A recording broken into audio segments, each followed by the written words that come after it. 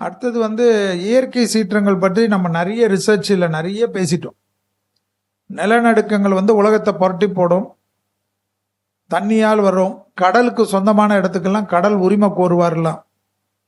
தலைவர்கள்லாம் என்னை பொறுத்த வரைக்கும் 25ஆம் ஆண்டில் 26ஆம் ஆண்டு வரைக்கும் இன்னைக்கு ஓஹோன்னு இருக்கக்கூடிய தலைவர்கள் நான் நிறைய சேனலில் சொல்லியிருக்கேன். பெரிய தொழிலதிபர்கள், பெரிய சினிமா ஸ்டார்கள், பெரிய லெவலுக்கு ஒரு 10,000 பேருக்கு 1,00,000 பேருக்கு சோறு போடுற முதலாளிகள் எல்லாருக்கும் கெட்ட நேரம் தான் காட்டுது.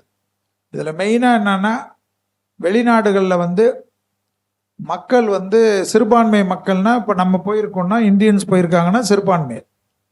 அந்த போல் வெளிநாடுகளில் பிரசித்தி பெற்ற நாடுகள் எல்லாம் சேஃபாக இருக்கக்கூடிய நாடு, லண்டனாக இருக்கட்டும், அமெரிக்கா இருக்கட்டும், கனடாவாக இருக்கட்டும், ஆஸ்திரேலியாவாக இருக்கட்டும், மற்ற நாடுகள், இந்த நாடுகள்லாம் சட்டத்தை மீறவே மாட்டாங்கன்ற நாட்டில் கூட நமக்கெல்லாம் பாதுகாப்பு இல்லாமல் பயந்து நடுராத்திரி ஃப்ளைட்டை பிடிச்சின்னு ஓடி வர்றதுக்கெல்லாம் அரசாங்கம் கொண்டு போய் ஃப்ளைட்டை இறக்கி கூட்டின்னு வர மாதிரி நிலைமெல்லாம் வரக்கூடிய காலகட்டமாக தான் 25ஆம் ஆண்டு தொடக்கத்திலிருந்து அது படிப்படியாக காணப்படும்.